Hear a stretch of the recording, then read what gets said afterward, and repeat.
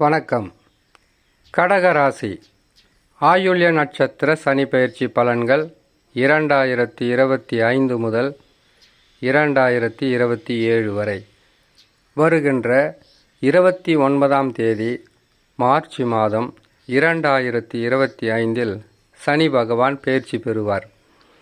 பெயர்ச்சி பெற்றதும் ஆயுள்ய நட்சத்திரக்காரர்களுக்கு தரித்திரங்களும் கஷ்டங்களும் இதனால் வரையில் நீங்கள் அனுபவித்து வந்த துன்பங்களும் விலகும். அகப்பட்டவனுக்கு அஷ்டமத்தில் சனி வந்தால் எத்தகையான பாதகங்கள் நடக்கும் தெரியுங்களா? பொருள் இழப்பு, பண இழப்பு, மான மரியாதையை தொட்டு பார்க்கின்ற அளவிற்கு கஷ்ட நஷ்டங்களை சந்தித்திருக்கக்கூடிய இந்த ஆயுள்ய நட்சத்திரக்காரர்களுக்கு சனி பகவான் பயிற்சி பெறுவது மகிழ்ச்சியான செய்தி. 30 ஆண்டுகளுக்கு ஒரு முறை அஷ்டம சனியாக வந்து ஆட்டி படைத்து ஆளாய் பறக்க விடக்கூடிய சனி பகவான் விலகுவது நற்பலன்களை உங்களுக்கு தரட்டும், பெறுங்கள். ஆனால் ஜோதிடத்தில் ஒவ்வொரு கிரகமும் ஒவ்வொரு பலனை தரும். சனி பகவானை பொறுத்த வரையில் 12 ராசி 27 நட்சத்திரத்தில் பிறந்தவர்கள் யாராக இருந்தாலும் 7.5 சனியாக வந்தால், அர்த்தாஷ்டம சனியாக நின்றால், கண்டக சனியாக பாதகத்தை செய்தால், அஷ்டம சனியாக பல வகையிலும் கஷ்டங்களை கொடுக்கின்ற ஸ்தானங்களாகவே விளங்குவது இந்த காலகட்டங்கள். இப்படி இருக்கும்போது அஷ்டம சனி விலகுவது கஷ்டங்கள், இதனால் வரையில் உங்களை பிடித்திருந்த தரித்திரங்கள் விலகுவது உண்மைதான். ஆனால் சிறிது பொறுமையாக கேட்க வேண்டும். கடகராசியில் இருக்கக்கூடிய எந்த நட்சத்திரமாக இருந்தாலும்.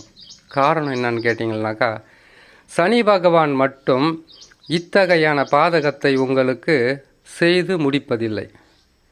உங்களுடைய சொந்த ஜாதகத்தில் லக்கினத்திலிருந்து அமர்ந்த கிரகங்கள், உங்களுடைய லக்கினம் எதுவாக இருந்தாலும் சரி அல்லது கடக லக்கினமாக இருந்தாலும் சரி, அந்த லக்கினத்திலிருந்து எந்தெந்த ராசிகளில் கிரகங்கள் அமருகிறதோ அந்த கிரகமாகப்பட்டது பாதகமாக இருந்தால் பொருள் இழப்பு, பண இழப்பு, நம்பிக்கை மோசடிகள், நம்பிக்கை துரோகங்கள், கணவனை மனைவி வெறுப்பது, மனைவியை கணவன் வெறுப்பது, உற்றார் உறவினர்கள் உதாசீனப்படுத்துவது, எதற்கும் செயல்படுத்த முடியாத தன்மையில் கூனி குறுகி அமருவது, இப்படிப்பட்ட பாதகங்களை தருவது சனி பகவானாக இருந்தாலும் அதிலிருந்து மீண்டு வர முடியுமா முடியாதா என்பதை பார்க்க வேண்டியது உங்கள் சொந்த ஜாதகத்தில் நடப்பில் இருக்கக்கூடிய தசா.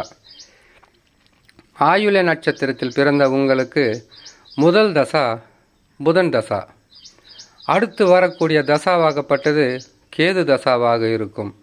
கேது தசா முடிந்தவுடன் உங்களுக்கு சுக்கிர தசா ஆரம்பமாகும். சுக்கிர தசா முடிந்தவுடன் சூரிய தசா ஆரம்பமாகும். இப்படி தசாக்களை ஒவ்வொன்றாக பிரித்து சொல்லிக்கொண்டே இருக்கலாம்.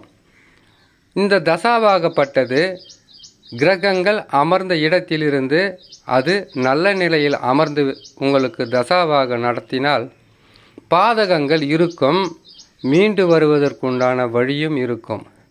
7.5 சனி வந்துச்சு, அஷ்டம சனி வந்துச்சுன்னு நீங்கள் போராடி மனசை கஷ்டப்படுத்திக்கிறத விட என்ன தசா நடக்கிறது, என்ன வயது இருக்கிறது, உங்களுக்கு வயதுக்கு தக்கவாறு பலன்களும் மாறி இருக்கும்.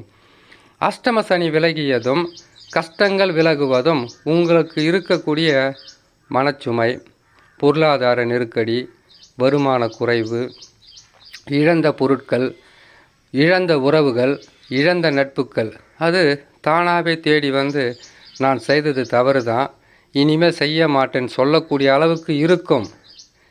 சனி பகவான் மாறியதும் ராகு கேது பயிற்சியால் சில பாதகங்கள் இருக்கும்.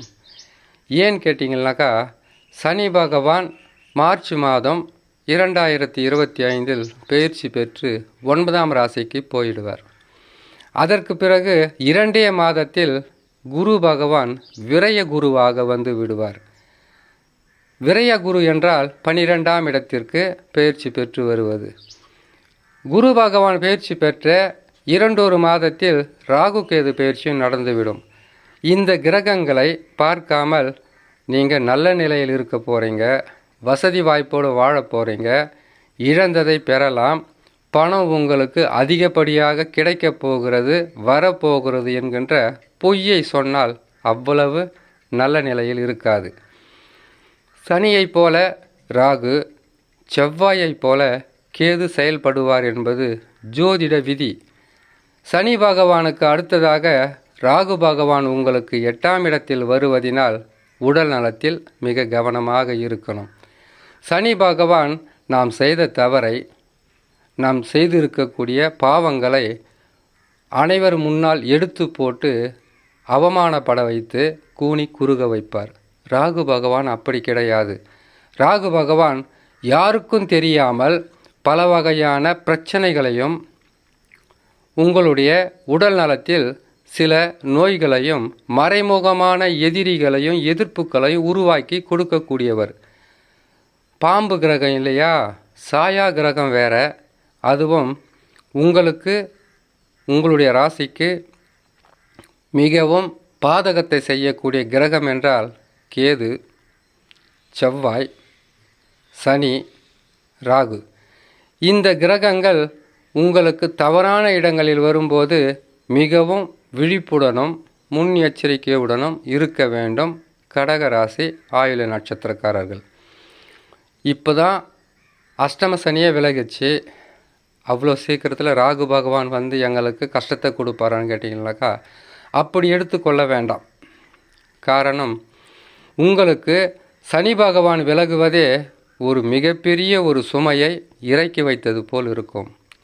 ஆதரவு கரங்கள் உங்களுக்கு உங்களுடைய உறவுகள் அல்லது நட்பு அல்லது செய்கின்ற தொழில் அல்லது உங்களுடைய செயல்களே இத்தனை காலமாக நீங்கள் அனுபவித்து வந்த கஷ்டத்திலிருந்து எப்படியெல்லாம் வாழலாம், எப்படி வாழ வேண்டும் என்பதை அனுபவ பாடமாகவே நடத்தி இருக்கும் கிரக அமைப்புகள். இதிலிருந்து உங்களுக்கு முற்றிலும் நற்பலன்களை தர வேண்டும் என்றால் கட்டாயமாக உங்களுடைய சொந்த ஜாதகத்தில் நடக்கக்கூடிய தசா தான் அதை முடிவு செய்ய வேண்டும். நல்ல தசாவாக இருந்துவிட்டால் ராகு கேதுக்கள் பயிற்சியால் வரக்கூடிய சிறு பாதகள் கூட உங்களுக்கு பெரிதளவு பாதகத்தை தராமல் கஷ்டங்களை கொடுக்காமல் காப்பாற்றி வைத்துவிடும்.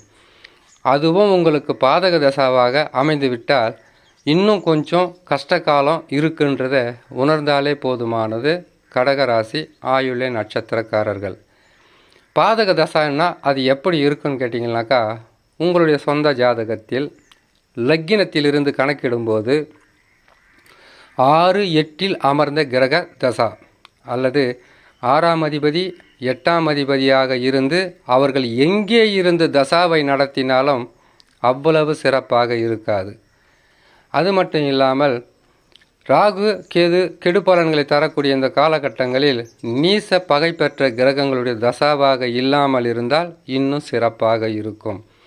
ஆயுள நட்சத்திரக்காரர்கள் எப்பொழுதுமே குரு பயிற்சி, சனி பயிற்சி, ராகு கேது பயிற்சி இந்த காலங்களில் ஒரு நல்ல ஜோதிடத்தில் சென்று எனக்கு என்ன தசா நடக்கிறது, இப்பொழுது பாதகமாக இருக்குமா சாதகமாக இருக்குமா என்பதை அவ்வப்போது நீங்கள் கேட்டு அறிந்து கொண்டால் மிகவும் உங்களுக்கு உதவியாக இருக்கும்.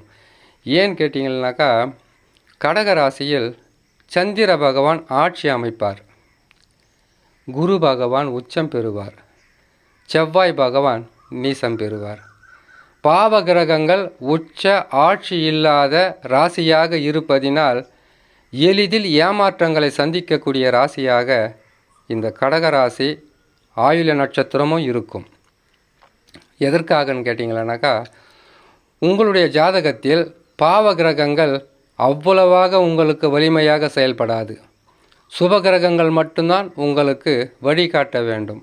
ஏமாற்றங்களை தாங்க முடியாத ராசியாகவே இருக்கும் இந்த கடகராசி. ஏமாற்றங்கள் வந்துட்டாவே தனிமையில் உக்காந்து அவங்க கண்ணீர் வடிப்பாங்க. இதுவே சந்தோஷமான செய்தியாக இருந்தால் காக்கை போல கூடி நின்று அனைவரிடத்திலும் சிரிப்பும் சந்தோஷமும் பகிர்ந்து கொள்ளக்கூடிய ஒரு மென்மையான ராசி தான் இந்த கடகராசி. ஆகையால் ஒவ்வொரு ஆண்டும் கிரகங்கள் பயிற்சியாகும்போது உங்களுடைய சொந்த ஜாதகத்தை ஒரு நல்ல ஜோதிடத்தில் கொண்டு சென்று பரிசீலனை செய்து பார்த்து கொள்வது மிகவும் அவசியமாக இருக்கும். சரி, சனி பகவான் மாறப்போகிறார். சில மாதங்கள் மாறினாலும் உங்களுக்கு ராகு கேதுக்கள் பயிற்சியால் சில கஷ்டங்கள் வரும். ஒரேடியாக உங்களுக்கு இருக்கக்கூடிய பிரச்சனைகள் அனைத்தும் விலகப் போகுதுன்னு சொல்லலை. சனி கொடுத்தால் 30 வருஷம் நிலையாக இருக்கும். அது நன்மையாக இருந்தாலும் தீமையாக இருந்தாலும். ராகு கேதுக்கள் பெரிதளவு பாதகம் தராமல் இருக்க வேண்டும் என்றால் உங்களுடைய ஜாதகத்தை பார்ப்பது மிகவும் நல்லதாக இருக்கும். ராகு கேதுக்கள் உங்களுக்கு அதிகப்படியான தொல்லைகளை தராமல் இருக்க வேண்டுமென்றால் கட்டாயமாக நீங்கள் நவகிரகத்தில் இருக்கக்கூடிய அருகில் உள்ள ஆலயங்களுக்கு சென்று நவகிரகத்தில் இருக்கக்கூடிய ராகு கேதுவை வணங்கி வருவதும், அவர்களுக்கு செவ்வாய்க்கிழமை துர்க்கை அம்மனை வணங்கினால் ராகு பகவானுக்கு பரிகாரம் செய்தது போல், ஞாயிற்றுக்கிழமை தோறும் பிள்ளையாரை வணங்கி வந்தால் உங்களுக்கு கேது பகவானின் அருளை முழுமையாக பெறக்கூடிய நிலையில் இருக்கும். இந்த பரிகாரங்கள் செய்து வந்தாலே போதும், உங்களுக்கு இருக்கக்கூடிய வரக்கூடிய சிறு பாதகமாக இருந்தாலும் விலகி நற்பலன்களை தரும் என்று சொல்லி இன்னொரு நல்ல பதிவில் உங்களை நான் சந்திக்கிறேன். நன்றி, வணக்கம்.